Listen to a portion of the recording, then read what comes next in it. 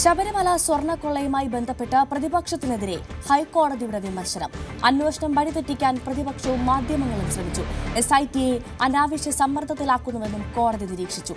അന്വേഷണത്തെക്കുറിച്ചുള്ള പ്രതിപക്ഷ നേതാവിന്റെ പ്രതികരണങ്ങളിലാണ് കോടതിയുടെ വിമർശനം. ഹൈക്കോടതിയുടെ പരാമർശം ആയുധമാക്കി പ്രതിപക്ഷത്തിനെതിരെ സർക്കാരും രംഗത്ത്. VV അരുൺ വിവരങ്ങളുമായി ചേരുന്നു. അരുൺ, നമുക്കറിയാം തദ്ദേശ തെരഞ്ഞെടുപ്പിൽ അടക്കം കോൺഗ്രസിന്റെ പ്രധാന പ്രചരണായുധമെന്ന് പറയുന്നത് ശബരിമല സ്വർണ്ണക്കൊള്ളയായിരുന്നു. ഇപ്പോഴിതാ അതേ ശബരിമല സ്വർണ്ണക്കൊള്ളയിൽ പ്രതിപക്ഷത്തിന് തന്നെ ഹൈക്കോടതിയുടെ വിമർശനം ഉണ്ടായിരിക്കുന്നത്. ഏത് സാഹചര്യത്തിലാണ്? വിവരങ്ങൾ എന്തൊക്കെയാണ്?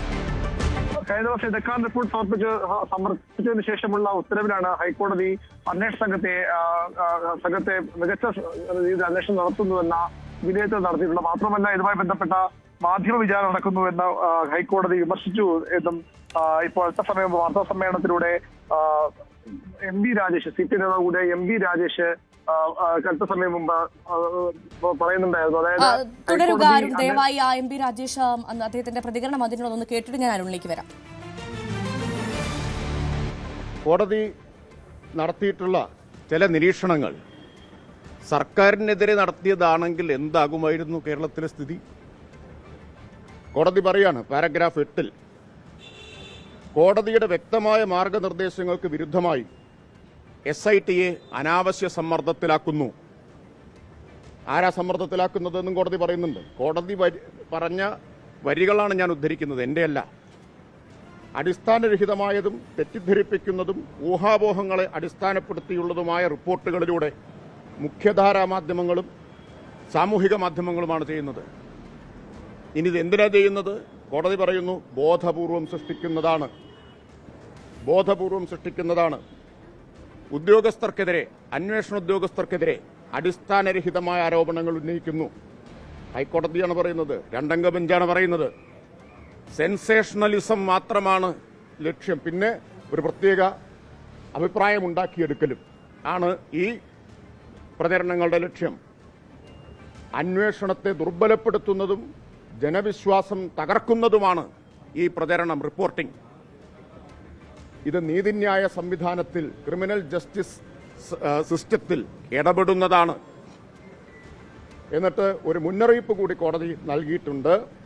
പാരഗ്രാഫ് 8 പറയുന്നു, ഇതുപോലൊരു അന്വേഷണം മാധ്യമ വിചാരണയുടെ നിഴലിൽ നടത്താനാവില്ല എന്നാണ്. ഇതുപോലൊരു അന്വേഷണം മാധ്യമ വിചാരണയുടെ നിഴലിൽ നടത്താനാവില്ല എന്നാണ് ഹൈക്കോടതി പറഞ്ഞിട്ടുള്ളത്. ഇത്രയും രൂക്ഷമായ വിമർശനങ്ങൾ വന്നിട്ട് ഒരു വരി ഇന്നത്തെ മുഖ്യധാര മന്ത്രി MP രാജേഷിന്റെ പ്രതികരണമാണ് കേട്ടത്. VV അരുൺ തുടരുന്നുണ്ട്. അരുൺ, ഇത്ര നാളും സർക്കാരിനെതിരെ ആയുധമാക്കുകയായിരുന്നു. സർക്കാരിനെ അടിക്കാനുള്ള ഒരു വലിയ വടിയായി തന്നെയാണ് ശബരിമല സ്വർണ്ണക്കൊള്ളയെ പ്രതിപക്ഷം കണ്ടത്. ഇപ്പോഴത്തെ അതേ ആയുധം സർക്കാർ തന്നെ ആയുധമാക്കുന്നു പ്രതിപക്ഷത്തിനെതിരെ, പ്രത്യേകിച്ചും ഹൈക്കോടതിയുടെ പരാമർശത്തിൽ. തുടരാം. തീർച്ചയായിട്ടും ഹൈക്കോടതി അന്വേഷണ സംഘത്തിന്റെ പ്രവർത്തനത്തെ മികച്ചതെന്ന് പറയുന്നത് മാത്രമല്ല, അതിനെതിരെ ഉണ്ടാകുന്ന ഇടപെടലുകളെ രൂക്ഷമായി വിമർശിക്കുന്നുമുണ്ട്. ഇങ്ങനെയാണ് അതിലൊരു പാരഗ്രാഫിൽ ഹൈക്കോടതി പറയുന്നത്. Court also noted that the SIT is being subjected to unwarranted pressure by way of misleading, speculative and unfounded reports aired through sections of the mainstream media as well as social media platform. അതായത് സാമൂഹ്യ മാധ്യമങ്ങളിലൂടെയും മുഖ്യധാരാ മാധ്യമങ്ങളിലൂടെയും വരുന്ന ചില വാർത്തകൾ, അത് പലതും തെറ്റിദ്ധാരണ ഉണ്ടാക്കുന്നതാണ്. കൃത്യമായ വിവരത്തിന്റെ അടിസ്ഥാനത്തിൽ ഉണ്ടാകുന്ന വാർത്തകളല്ല. അത്തരം വാർത്തകൾ ഈ അന്വേഷണ സംഘത്തെ സമ്മർദ്ദത്തിലാക്കുന്നു എന്ന് തന്നെ ഇവിടെ കോടതി പറയുന്നുണ്ട്.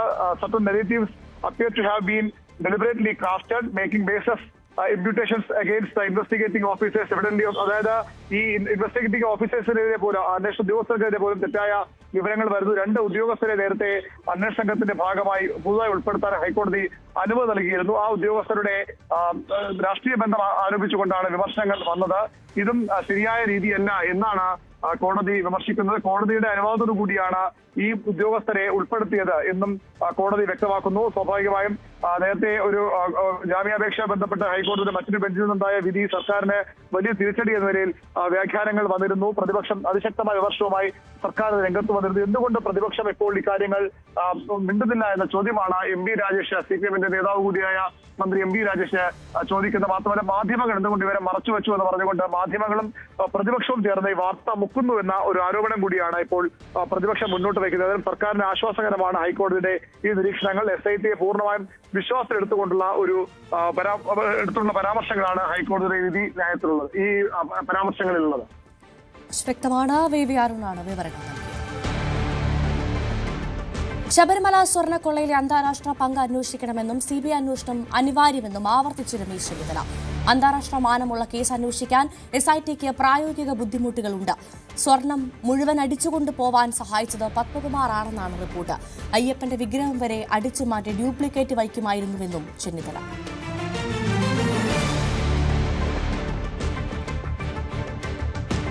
ശബരിമലയുമായി ബന്ധപ്പെട്ട കൂടുതൽ കാര്യങ്ങൾ ഇനിയും പുറത്തു വരും. ഇതിൻ്റെ അന്തർദേശീയ ബന്ധങ്ങൾ പുറത്തു വരണം.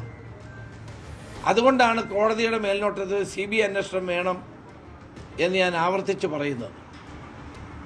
ഒരു വിദേശത്തുള്ള വ്യവസായി എന്നോട് പറഞ്ഞ കാര്യങ്ങൾ വളരെ ഞെട്ടിപ്പിക്കുന്നത് തന്നെയാണ്. ആ വിവരങ്ങളാണ് ഞാൻ SITയുടെ മുമ്പിൽ പറഞ്ഞത്. അതിൻ്റെ വിശദാംശങ്ങളാണ് SIT അദ്ദേഹത്തെ വിളിച്ച് ചോദ്യം ചെയ്തത്. പക്ഷെ ആ അന്വേഷണം മുന്നോട്ട് പോകുന്നില്ല. ആ അന്വേഷണം മുന്നോട്ട് പോകാൻ കഴിയാത്തത് SITയുടെ പരിമിതമായ അധികാര പരിധി ഉള്ളതുകൊണ്ടാണ്.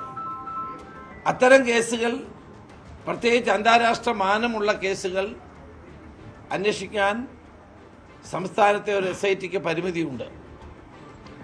അത് അന്വേഷിക്കണമെങ്കിൽ CBI പോലെയുള്ള കേന്ദ്ര ഏജൻസികൾ അനിവാര്യമാണ്.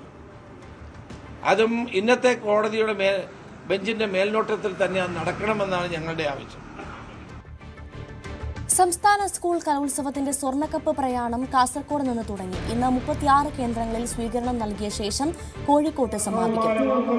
മൊഗ്രാൽ GVHSSൽ നിന്നാണ് തൃശൂരിലെ സംസ്ഥാന സ്കൂൾ കലോത്സവ നഗരിയിലേക്കുള്ള സ്വർണ്ണക്കപ്പ് പ്രയാണം തുടങ്ങിയത്. ജനുവരി 13 സംസ്ഥാന കലോത്സവത്തിന്റെ പ്രധാന വേദിയായ തൃശൂർ തേക്കിൻകാട് മൈതാനത്ത് സ്വർണ്ണക്കപ്പ് എത്തിച്ചു.